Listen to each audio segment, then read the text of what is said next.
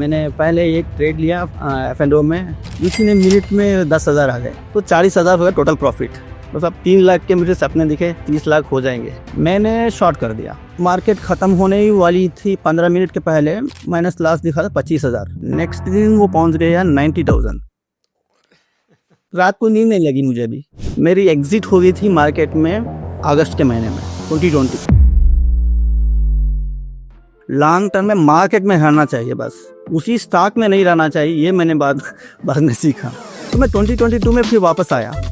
इस बार तो मार्केट में वो ना 10 गुना वाला नहीं, सिर्फ 30 लाख से 3 लाख कैसे बनाए, बस इसी पे फोकस करना है। इसलिए मेरा एक्शन भी देखो आप, पहले दिनों में बहुत कम, मुझे लास्ट लेना ही नहीं आता। मैं शक्ति पंप में घुसा तो स्टॉक ना 9x बना, जेन टेक्नोलॉजीज 200 से 2000 10x। वो XIRR की टर्म्स में कितना हुआ? 33.3% है। ये है ना, ये खतरनाक चीज़ है। मैंने 52 लाख इन्वेस्ट किया है। और वो भी कितना बन चुका है?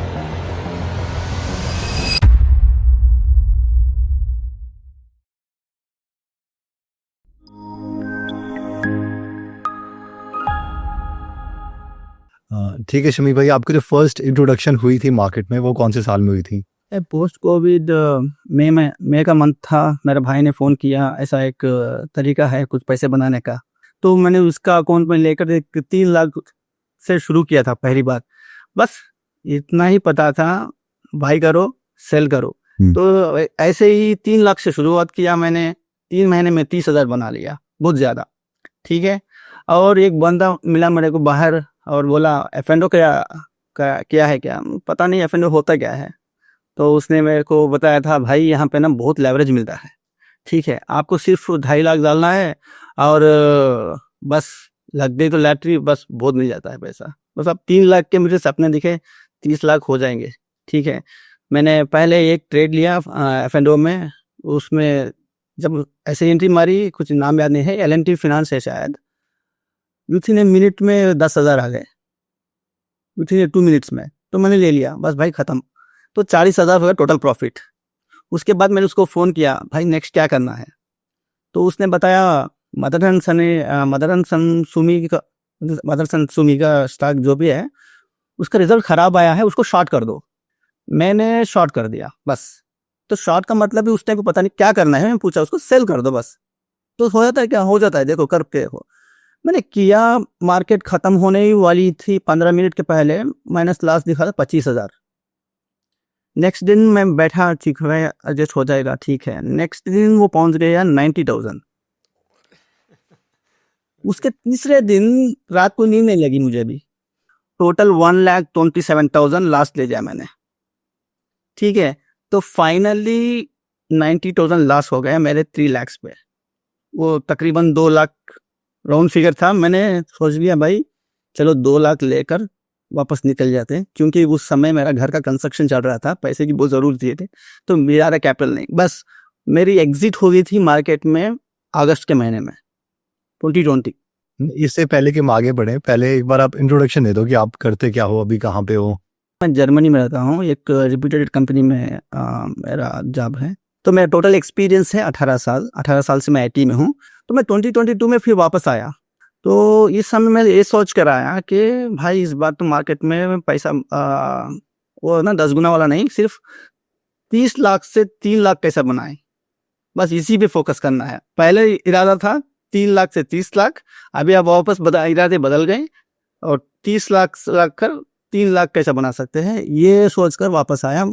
इसके लिए मैंने फंडामेंटल कोर्स पढ़ाई की। कंपनी में पैसा डालने के लिए 1-2-3 दिन लग जाते थे, पता नहीं कुछ फिट हुआ तो फंडामेंटली कुछ नहीं फिट होता था।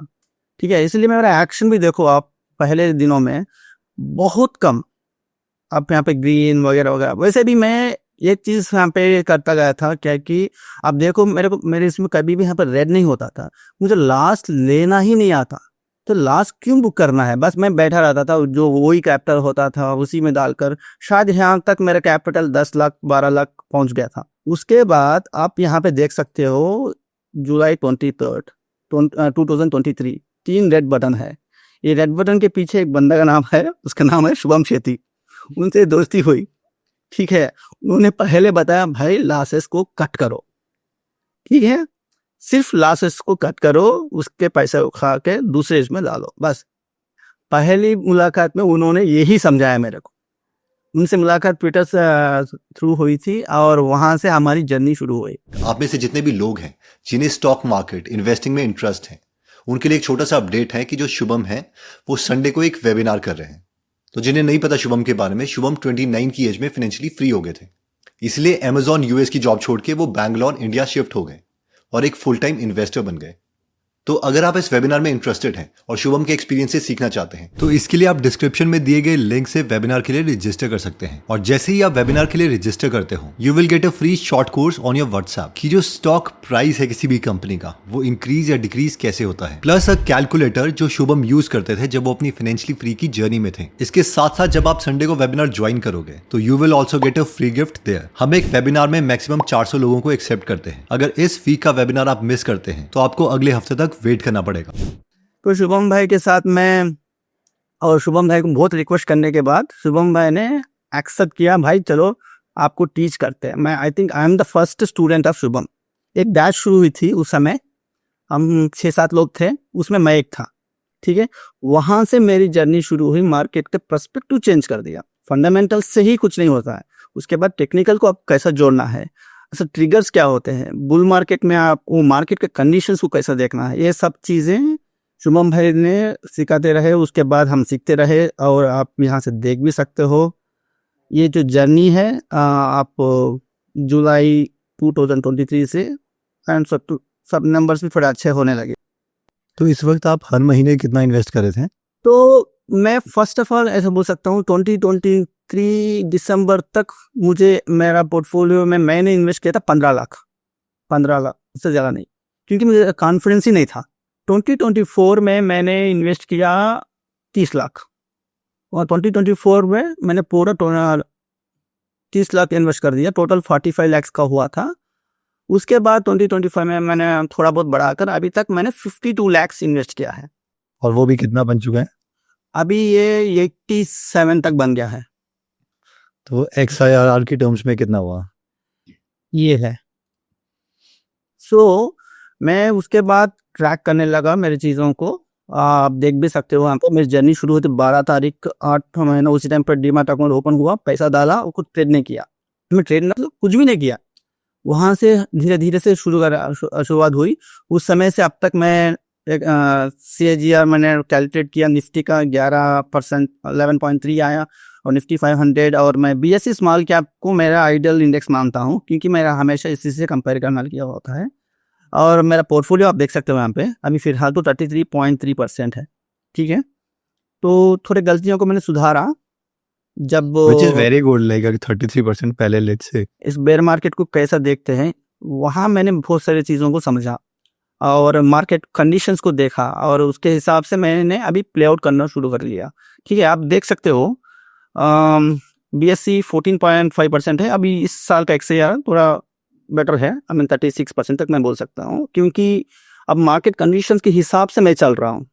विनर था उसमें आपने कब इन्वेस्ट किया और किस बेसिस पर आपने कट किया? और देन विल टॉक अबाउट एक लूजर जहाँ पे आपने जो सोचा वो प्ले आउट नहीं हुआ फिर भी आपने कट किया। मेरा पहला विनर था इक्विटास। सो इक्विटास फिनांस मैंने इसीलिए लिया था, उस समय ये इसकी साइकिल चलने लगी थी और आकर यहाँ पे ना एक डीमर्जर अपॉर्चुनिटी मिली थी हमको। उस समय एक सेबी का रूल आया था कि जो होल्डिंग कंपनीज को मर्ज होना चाहिए, तो आर्बिट्रेज 20% हुआ था इक्विटास होल्डिंग का। तो मैंने इक्विटास होल्डिंग को उठाया था, तो उसका वैल्यू शायद 35-40 के आसपास बनता है, ठीक है। उस समय मेरा पोर्टफोलियो आप इस साल में मेरा पोर्टफोलियो शायद 12 लाख 15 लाख का होता था। तो उसमें मैंने ऑलमोस्ट 2-3 लाख का पोजीशन ले लिया था हाई कंसंट्रेशन पे।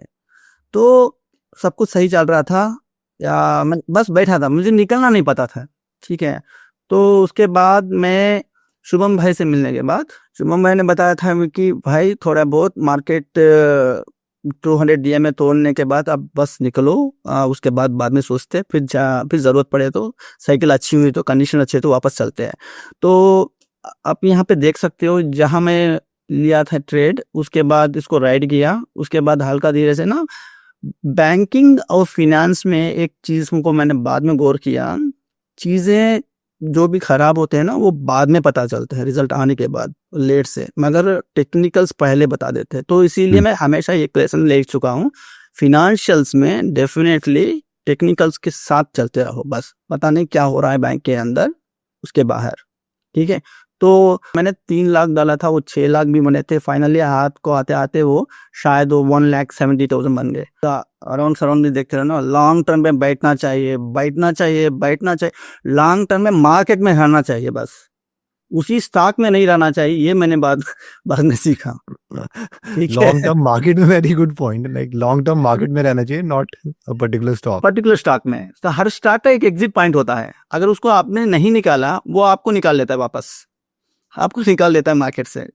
थैंक्स शुभम, यहाँ पे शुभम भाई का रोल शुरू हुआ था शायद जुलाई में, बताया था ना भाई, पहले जुलाई में ऐसा कुछ हुआ था, वहाँ से उन्होंने सिखाया था 2023 से शायद, यहाँ से शुभम भाई के बाद में भाई, शुभम भाई का हिसाब एक ही था सिंपल, 50 DA में टूट रहा है, थोड़ा सतर्क रहो, 200 भी टूट रहा है, और बात ज़्यादा मत सोचो, बाद में निकलो, बाद में देखते हैं। मेरा लूजर है भाई, ये है ना, ये खतरनाक चीज है, Raymond lifestyle, right? Raymond lifestyle. पिछले साल 2024 में सितंबर में मार्केट टॉप किया था, उसके बाद वो टॉप फिर से जनवरी में एक बार टच किया, करीब वहां से मार्केट खराब हो गई, ठीक है ना। ये स्टॉक मेरे नज़र में ऐसा आया था कि भाई डीमर्जर हुआ है, और रेमंड्स वैल्यूएशन भी थोड़ा बहुत जस्टिफाई करते हैं, और इतना भी अच्छे नहीं। शुभम एक तरफ से बोल रहे थे उन्होंने, अभी मैं नहीं देखूंगा इसको। मुझे याद है मैंने इसमें ये बोला था कि 1800 के नीचे आएगा तो देखेंगे, और वो देखते देखते हार्डली 15-20 दिन या पता नहीं 1 महीने में 1800 के नीचे आ गया था। एंड देन मेरे पास हर कोई बोल रहा है सर 1800 के नीचे आ गया, खरीद ले, 1800 के नीचे आ गया, आप खरीद ले। तो मैं बोल रहा हूँ भाई अभी तो पूरा डाउन ट्रेंड में चला गया, अब ठीक है, अब जब वापस कट करेगा 200 DMA को तब देखेंगे। ये जो कैंडल है ना, ग्रीन कैंडल, ये मेरे को इतना कॉन्फिडेंस दी भाई, चलो भाई इसमें सब कुछ सही हो रहा है। आई मीन अच्छे लंबे वॉल्यूम्स आए थे, तो मैंने सोचा चलो इसको, मैं 2400 पे खरीदा था, खरीद। मैं जनरली स्टॉप लॉस लगाता हूँ, ठीक है, कैंडल के नीचे वगैरह वगैरह, कुछ 7% नहीं तो 12% पे मैं स्टॉप लॉस लगा के निकल जाता हूँ, जनरली मेरा एक रूल होता है। जो जनवरी में है ना, सबकी उम्मीदें खराब हो गई, बस वो जनवरी का वो धक्का लगा, वो धक्के में ना मैं तो इतना ऊपर से गिरा, बस ये स्टॉक मेरे नीचे। जनवरी 2025 में मार्केट तो क्रैश हुई ना उस टाइम पे, तो उसी की वजह से भी गया। हाँ, उसी वजह से ये जो वीक स्टॉक्स होते हैं ना, ये तो लिफ्ट में जाते हैं भाई। ऐसा निकला ये स्टॉक, समझ भी नहीं आया था क्या करे इसको, तो मैंने वेट करा, मैंने उस समय पे मन बनाया भाई टेक्निकल को छोड़ो, इस बार रिजल्ट तगड़ा आएगा तो रिजल्ट नंबर देखते हैं। रिजल्ट तो और भी शॉक दिया। अब रिजल्ट जब शॉक दिया था, अभी मैं सोचा चलो भाई अभी रिजल्ट बहुत ही खराब हुआ है, 1400 लेवल पे मैंने निकल गया इसको, तो 1400 पे निकला, तब तक मेरा 37% कुछ लॉस हो गया। That was my biggest loss in terms of the percentage. भाई जो सबसे इम्पोर्टेंट होता है वो होता है 1 CR, हमारा जो फर्स्ट 1 CR है वो बहुत ज़्यादा डिफिकल्ट है बनाना। तो हाँ आपको कितना टाइम लगा और क्या रही जर्नी? या मैं ऐसा बोल सकता हूँ, मैं 33 मंथ्स जब मेरा जर्नी शुरू हुई है मार्केट से, तो उस पॉइंट में मेरा फर्स्ट 1 CR पोर्टफोलियो टच किया था, तो स्क्रीनशॉट लिया, मैं शुभम को भेजा, भाई 1 CR आप पॉडकास्ट करते हो, तो मैंने आज रीच आउट कर लिया। शुभम ने बोला वाह भाई, बोला कंग्रेचुलेशंस। तो उसके बाद बोला भाई मैं 1 CR होगा तो आपका 25 हो जाना चाहिए। इस बार शुभम भाई को बोला मैं, आप भी शॉपिंग को चलो, मैं भी फैमिली को शॉपिंग को लेके चलता हूँ। बच्चों को लेके गए, थोड़ा ज्वेलरी दिलाया, तो वो भी इन्वेस्टमेंट हो गया, क्योंकि उस टाइम पे सोना बहुत कम था। तो बोला भाई yes, did it first 1 CR। अब 2 CR बनने में कितना टाइम लगेगा? अब उसको वो जानने के लिए एक बुल मार्केट चाहिए भाई, एक बुल मार्केट में सही हो गए चीजें, तो वो that will be taken to the multifold. That's what I was been looking forward. But फिर भी भाई लाइक XIRR तो मतलब काफ़ी ज़्यादा है आपका, अगर रूल ऑफ 72 भी लगाएं तो इसके अकॉर्डिंग तो मतलब 2-2.25 साल में हो जाना चाहिए। थैंक यू भाई, वो अगर हो गया तो सही है, ऑल डिपेंड्स ऑन मार्केट भाई। आप कुछ भी कर लो, लिक्विडिटी नहीं है मार्केट में तो हम कुछ भी नहीं कर सकते हैं। बिल्कुल सही एंड बात। लिक्विडिटी के साथ the how forcefully you apply your force, your energy, your system, your process, tracking system, ये चीज़ों से ही मार्केट में पैसा बनता है। ये तो मैं अच्छे से जान चुका हूँ। तो ट्रैकिंग भी बहुत इंपॉर्टेंट चीज़ है। ये एक बात शुभम ने पहले समझाया तो अभी याद आई, वो अभी बता रहा हूँ। मार्केट में ना कभी भी ऐसा खराब दिन नहीं रहता, सब लोग सोते रहते, सब सेक्टर सोते, कुछ ना कुछ 2-3 अच्छा करते रहते, तो उसको पकड़ो स्ट्रेंथ में। For example metals, recently precious metal, जब मार्केट ही खराब है, अभी देखो गोल्ड के बारे में लोग बोलते हैं, तो फिजिकली थोड़ा प्रॉफिट बना, तो मैंने नहीं खेला, मगर ये तो एक सब्जेक्ट है, अभी तो लेकर रखा, इट्स अ जर्नी, राइट। सो तो हमेशा आपको ऐसा सोचना है भाई, ये ख्याल बना के रखो, जब वो सिचुएशन आएगा ना, ये ख्याल जागना चाहिए आपका। अच्छा, ओवरऑल आपको क्या लगता है, मतलब ट्विटर पे बहुत लोग इन्वेस्टिंग में बहुत ज्यादा एक्टिव हैं, और तो एज अ प्लेटफॉर्म मतलब ट्विटर बहुत ही सही है जनरली। जैसा मैं तो देखता हूँ रोज के 50 नाम आ जाते हैं, कोई कुछ बोल रहा है, कोई कुछ बोल रहा है, कोई कुछ बोल रहा है। तो मतलब what is your opinion about Twitter for investing?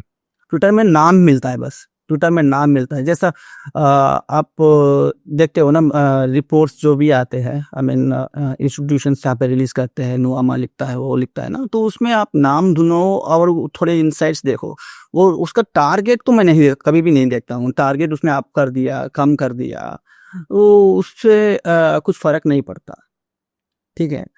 तो वो एक चीज़ है। रिसेंटली बहुत सारे लोग भी हिंट देने लगे, टीडी पावर में ये हो रहा है, वो हो रहा है, ठीक है। आई मीन डायरेक्टली नहीं बोलते और इनडायरेक्ट से बताते हैं। तो वैसे चीज़ों में थोड़ा बहुत मैं इंटरेस्ट लेकर अंदर जाता हूँ, पढ़ता हूँ और उस चीज़ों को समझता हूँ। उसके बाद मैं अपने तरीके से उसमें ढूंढता हूँ कैटलिस्ट क्या है मेरे लिए। ट्रेड या इन्वेस्ट करना, कुछ भी करना है, सिर्फ मैं एक चीज़ देखता हूँ भाई, कैटलिस्ट क्या है इस धंधे में। क्योंकि मेरा बिलीव ये है, मार्केट को तो लिक्विडिटी चलाती है, और मार्केट में जब भी स्मॉल कैप्स होते हैं, जैसा 10,000 करोड़ 5,000 करोड़ के बिलो मार्केट कैप के जो स्टॉक्स होते हैं ना, उसमें ऑपरेटर का चाल रहता है। तो ऑपरेटर वो स्टॉकों से दूर रहता है कि जहाँ स्ट्रॉन्ग कैटलिस्ट है उस स्टॉक में, उस बिजनेस में, तो वो हमेशा दूर रहता है। तो वैसे स्टॉकों को मैं मेरे पोर्टफोलियो में लेके आता हूँ मोस्टली। तो बस मेरा मार्केट फिलॉसफी ये है। देखो कैटलिस्ट ना, मैं ऐसा देखता हूँ,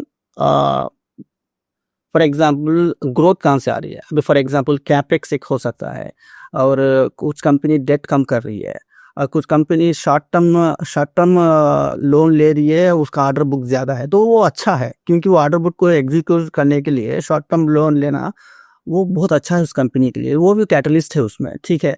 और अगर फॉर एग्जांपल अभी गोल्ड फिनेंसेस से गोल्ड प्राइसेस बढ़ रहे हैं, तो that is one of the strength है उस स्टॉक में, तो स्टॉक्स अच्छे चलेंगे। फॉर एग्जांपल अभी एक्सपोर्ट डेटा है, कुछ दिखा रहा है, अब अपन के पास टूल्स वो है ना, वहाँ भी मैं थोड़ा बहुत वेरीफाई कर लेता हूँ, पोजीशन एडजस्ट कर लेता हूँ उसके हिसाब से, वो एक है। अभी for example value added products mostly, अभी थोड़े बहुत सारे कंपनीज जो भी वैल्यू एडेड प्रोडक्ट्स मूव होते हैं ना, तो उस कंपनीज को भी थोड़ा मैं अच्छे से पढ़ लेता हूँ, तो वहाँ पे मेरा इंटरेस्ट चलता है। तो शमी भाई, आई थिंक अभी आपने एक पॉइंट और बोला कि मार्केट की हालत कैसी है उसको ध्यान में रखते हुए, तो भाई मार्केट की हालत कैसे आप पता लगाते हो, एंड उसका क्या लॉजिक है? इस चीज को मैंने डेवलप किया भाई शुरू में, to be honest with your support only. जब मार्केट ब्रेथ जो टूल है, उसको मैं हर दिन पहले मेरे पोर्टफोलियो देखता हूँ सुबह उठकर, नेक्स्ट मेरा विंडो पे ओपन होता है मार्केट ब्रेथ। ये जो है small cap, mid cap, large cap, आप ये जो टॉप किया है ना, यहाँ पे जो मेरा फोकस हमेशा स्मॉल कैप पे रहता है, क्योंकि मैं मोस्टली स्मॉल कैप में ही इन्वेस्टेड हूँ। ऐसा नहीं, लार्ज मैं भी करता हूँ, मगर मैं इसको आई मीन सबसे ज़्यादा पीटता भी वही है, सबसे ज़्यादा खरता भी वही है ना, इसीलिए तो मैं स्मॉल कैप को लेकर चलता हूँ। तो ये तो टाइम है, डेट्स है, तो 0 से 100 तक जो परसेंटेज है, जितने स्टॉक्स, फॉर एग्जांपल मान लो टाइटल को पढ़ लेते पहले, the stocks trading below 40 weekly EMA, तो मतलब 40 weekly EMA is equal to 200 DMA।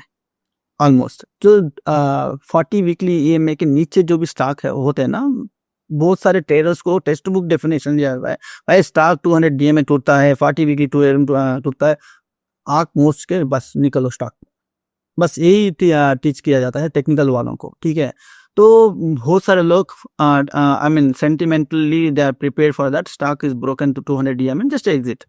तो यहाँ पे क्या होता है ना, मार्केट में हमारे मार्केट में तकरीबन 4000 स्टॉक्स हैं, 4000 के ऊपर, तो 1000 मार्केट कैप के ऊपर कम से कम 2000 के ऊपर आते हैं शायद, ऐसा कुछ। तो यहाँ पे पूरा मार्केट ब्रेथ कवर होती है, तो उसके हिसाब से इन्होंने ये टूल को बनाया है। पूरे मार्केट को मैंने 3 कैटेगरी में क्लासिफाई किया है, bull and bear and dull market. So आपको रेंजेस भी बता दिया मैंने। सो सिंपल, अगेन मैं रिपीट कर रहा हूँ, the bear market 60 to 80% and above is a bear market, 40 to 60 is a dull market, 40 below नहीं 30 below is a bull market। Simple, ये आपको बता देता है आराम से। खराब मार्केट में, बैड मार्केट, अच्छा बेयर मार्केट बोलते हैं ना, तो बेयर मार्केट में almost 60% stocks will be trade below 200 DMA, ठीक है। That is a sign that it's a bad market. इतनी बैड मार्केट होती है तो वहां पे आप उठो सुबह देखो पोर्टफोलियो लाल रहता है, आप मुझ के फिर से वापस हो जाओ, बस खत्म। वैसा वक्त होता है ये। तो ठीक है, आप देख लो यहाँ पे इस समय शायद जनवरी से ये 60 को क्रॉस किया और 60 से ये पहुंचा ऑलमोस्ट 90 तक, मिड कैप ग्रीन कैप सबको 88। तो ये होता है रेंज भाई, 60 to above is a bear market, 40 to 60 in between, that is the sideway market. 40 से below, I mean it will be go like 10-15 तक जा सकता है बुल मार्केट में। सब स्टॉक ऊपर रहते हैं।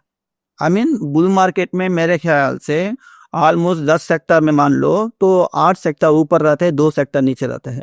80% हिट रेट होता है बुल मार्केट में। तो उसके हिसाब से मैं हमेशा देखता हूँ अभी मार्केट कहाँ जा रही है, बस मेरे लिए यही देखना है बस, और कुछ भी नहीं, ठीक है। तो मैं उसके हिसाब से अभी मार्केट आप देख लो, अभी पूरी ये 60 और आकर डाउन पे 48, 60 एंड 40 बिटवीन में मार्केट है, साइडवे मार्केट, इसको बोलते हैं डल मार्केट। इसको आप पहले मार्केट को आप जैसे क्रिकेट में खेलने जाते हो ना, हम ये बॉलिंग पिच है या बैटिंग पिच है उसके हिसाब से आप खेलते हो। बॉलिंग पिच है तो आप क्या करोगे, थोड़ा डिफेंस करोगे। अगर अब थोड़ा फ्लैट पिच है, ठीक है, मौका मिलेगा तो आप मारोगे, लूज बॉल मिलेगा मारोगे। तो यहाँ भी सेम ऐसा ही खेलना पड़ता है, क्योंकि जब जो नीचे आता है आप पकड़ो, जब ऊपर जाता है मार्केट को थोड़ा बहुत साइजिंग करते रहो। तो उसके हिसाब से मैं एडजस्ट करता हूँ अपने ट्रेड्स को। एक चीज़ है मैं यहाँ पे देखता हूँ। आप उसके बाद ये होता है ओवरऑल आरएसआई जब भी 50 के ऊपर होता है मैं नए ट्रेड्स लेता हूँ। हमेशा मेरा पोर्टफोलियो में ना 60% लॉन्ग टर्म के लिए रख देता हूँ और 40% मैं ट्रेड के लिए रखता हूँ मैं पोर्टफोलियो। ऐसा मैं depends on the market conditions पे। जब बेयर मार्केट में है तो वो अलग होता है, साइडवे मार्केट में तो अभी थोड़ा बहुत अभी मैं 40% पे ट्रेड पे रख रहा हूँ, क्योंकि जब भी मार्केट ऊपर रहता है तो मैं यहाँ पे जो भी अपॉर्चुनिटीज मिलते हैं। अभी देखो, अभी ना एक बात भी बताता हूँ, फॉर एग्जांपल एक डल मार्केट बोलते हैं, ये हमेशा इस फेस में सेक्टर रोटेशन ज्यादा होते रहते हैं। आप देख लो पिछले एक महीने में डिफेंस बोले थे एक हफ्ता, उसके बाद सेमीकंडक्टर बोले, उसके बाद फिर से शिपयार्ड्स बोलते हैं, शिपिंग पे आ गए, उसके बाद फिर चंद दिन के बाद खुद बदल गया, फिर डेटा सेंटर आ गया। सेक्टर ना, ये कोई भी सेक्टर मैक्सिमम 2 वीक से ज्यादा लीड नहीं करता है, तो यहाँ पे रोटेशन चलता रहता है। लोग क्या करते हैं, जब वहां पे यहाँ पे ट्रेड लो, वहां पे एग्जिट मारो, तो वहां पे सेलिंग आ जाती है। तो मैं ये चीजों को अच्छे से देख लिया भाई, इसको देखो, ये बताएगा आपको मार्केट में स्ट्रेंथ क्या है फिलहाल। तो 50 के ऊपर है ट्रेड करो, और 50 के करीब आ रहा है अपनी ट्रेड्स को क्लोज करो और वेट करो। जब ये 20 के नीचे आता है ना, 25-20 के पास बॉटम होते हैं, अपने जो एग्जिस्टिंग पोजीशंस भी पिटे जाते हैं उस टाइम पे। थोड़ा बहुत टॉप अप करना है तो कर लो वापस में, नहीं तो नए पोजीशन बताना है तो उसके हिसाब से लो। मगर ट्रेड करने के लिए सिर्फ 50 अबो वो सही प्लेस है। ये दो चीज़ों को मैं यहाँ पे देखता हूँ। इसी से मेरा साइजिंग और मार्केट में कब जाना है, कब निकलना है, ये दो चीज़ें इस दो चार्ट से डिसाइड हो जाते हैं बस। अच्छा, बुल मार्केट में जनरली चीज़ें आपको, पहली बात, आप बुल मार्केट में जा रहे हो नहीं जा रहे हो, आपको खुद को पता करना चाहिए। तो उसके लिए ना पहला चीज़ मैं ऐसा ये देखता हूँ भाई, जो इंडेक्स है ऑल टाइम हाई को तोड़कर ऊपर जा रहे हैं या नहीं जा रहे हैं। फर्स्ट ऑफ ऑल वो एक कंफर्मेशन होता है इंडेक्स लेवल पे टेक्निकली। उसके बाद जो अर्निंग्स होते हैं ना सीजन में, उसको सपोर्ट कर रहे हैं या नहीं कर रहे हैं। अगर वो सपोर्ट किया और उस समय पे मैनेजमेंट के स्टेटमेंट्स आप देखो, पिछले बुल मार्केट स्टार्टिंग में वो लोग बताते बढ़िया ग्रोथ आने वाला है, एकदम बुलिश काइंड ऑफ ओट्स, उसमें ना मार्केट को एक नया जोश शुरू होता है। एंड सेम टाइम वो जोश समय होते समय आप अभी देख लो, अभी हम तैयारी कर रहे हैं बुल मार्केट की, तो जीडीपी के प्रोजेक्शंस बढ़ जाते हैं, आरबीआई बढ़ा देती है, रेट कट करने की बात करती है, और उसके बाद जीएसटी कलेक्शंस हो जाते हैं, जो पीएमआई इंडेक्स बोलते हैं ना मैन्युफैक्चरिंग का, वो बढ़ता है। जो ये मैक्रो कंडीशंस के रिलेटेड चीज़ें हैं ना, वो पूरे अलाइन करते हैं भाई, अब इकोनॉमी बहुत अच्छी सुधरने वाली है। तो जब ये सुधरते हैं बुल मार्केट शुरू होती है, पहली बार ऐसा देखता हूँ मैं। और यहाँ पे बुल मार्केट में आपको, मैं कैसे सोच रहा हूँ ना, सेक्टर को पकड़ना है, कौन सा सेक्टर लीड करेगा। वो थोड़ा बहुत बुल मार्केट के शुरुआत में नहीं, थोड़ा 1-2 महीने 3 महीने में आपको पता चल जाए कौन लीड करने वाला है। पिछले बार पावर सेक्टर ने लीड किया था एकदम, तो इस बार कौन करने वाला है अभी भी करना है, अभी किसी को पता भी नहीं कौन सा करने वाला है मेरे हिसाब से फिलहाल। तो मैंने बुल मार्केट में, ठीक है, बुल मार्केट में तो एंट्री मार लिया। अब लोगों की गलती क्या होती है, मेरी गलती भी क्या होती है, मैं पिछले बार शक्ति पॉइंट में घुसा और 500 पे बिफोर स्प्लिट पे मैं शायद 1100 पे निकल गया, 1x हो गया होने के बाद, तो स्टॉक ना 9x बना और राइट को मैं कंटिन्यू नहीं किया। तो भाई ऐसी क्या गलती है, कैसा टिके रहना है बुल मार्केट में, इसके लिए एक बैक टेस्टिंग की। वो बैक टेस्टिंग में ना एक आरएससी से किया था, तो वहां पे रिजल्ट्स पूरे वही दिखा रहे हैं। तो ये है बैकग्राउंड। चलो चलते हैं अंदर। अब देखो, सिंपल है रूल। बुल मार्केट की पिछले बार बुल मार्केट शुरू हुआ है पिछले 2023 अप्रैल में। मार्च में जो बॉटम हुआ, सिलिकॉन वैली बैंक कोलैप्स हुई, मार्केट पूरी शॉर्ट हो गई। अप्रैल से बुल रन चालू होगा। अब कुछ भी नहीं देखो, सिर्फ आरएसआई को लेके आओ, मंथली भी चार्ट को देखो, और कुछ भी मत करो, बस जाओ देखो वहां पे कहाँ पे आरएसआई 70 पे आ रहा है। अब देखो यहाँ पे 67 पे है। अब मैं ये कजर लगता हूँ ना, अब ये इस पॉइंट पे देखो, इस पॉइंट पे, ठीक है। अब देखो वहां पे 73 है भाई, यहाँ पे एंट्री बना लो, बस खत्म। सेक्टर लीड कर रहा है। उस समय पे क्या हो रहा था, कुसुम का ऑर्डर को बात चल रही थी, ऑर्डर्स आ रहे थे, कंपनी बोल रही थी चढ़ के, तो बस अब बैठना है बस वहां पे। अब 70 से आप देखो, आरएसआई 70 से 94 तक मैक्सिमम चलता है, मैक्सिमम 94 तक चल चुका लॉन्गर पीरियड में, स्टॉक मल्टी बैगर हो गया डेफिनेटली। अब देखो यहाँ पे ये जो स्पॉट है, मैं आपको लेकर आता हूँ इसको, इस स्पॉट पे अब देखो स्टॉक यहाँ पे 125 था, अभी कर्जर मैं यहाँ पे रखा हूँ, ये स्पॉट पे देखो 125 पे स्टॉक था, और आरएसआई 73 होगा। अब आरएसआई को आरएट भी लगा सकते हो, आपके पास वो क्या बोलते हैं ना, उसका सब्सक्रिप्शन होना चाहिए आरएसआई बेस पे भी। वो जब टर्न करता है ना, आपको वॉलेट आएगा, जनरली फ्री वर्जन पे नहीं मिलता है शायद ट्रेडिंग व्यू पे। अब देखो, अब वो आरएसआई यहाँ से आपको इस तक कितना पहुंच गया, 85 पे पहुंच गया, 85 पहुंचा। अब स्टॉक कहाँ पे है, ऊपर 246, दैट मींस 70 से 85 आरएसआई जो ट्रैवल करता है, वहां तक स्टॉक मिनिमम 1x बनता है, ठीक है। अब 85 से 90 की जर्नी में वो मिनिमम 3x बन जाता है, 3x बन जाता है। अब 85 से आपको 90 की जर्नी में अब देखो, अब कितना है, 93। अब स्टॉक कहाँ पे है, क्लोजिंग पे देखो आप 712, हम कहाँ चढ़े थे 125 पे, 125 से 712 का मतलब 7x, ऑलमोस्ट 6x डाल लो, 6x बन गया।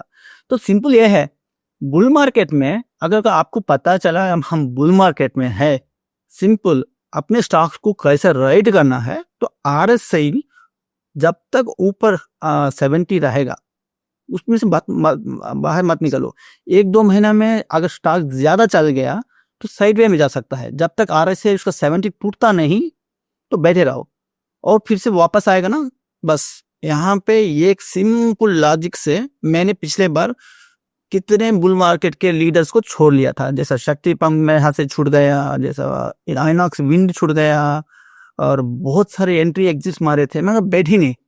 अगर चुपचाप बैठे होते थे आइनॉक्स विंड में और स्विट्जरलैंड में भी, तो वहां पे कम से कम 5x बैगर्स मिल से सकते। 5x की बात छोड़ो भाई, 1x भी मिल गया, बढ़िया है, साइजिंग कर लिया तो ठीक है, साइजिंग इज मैटर।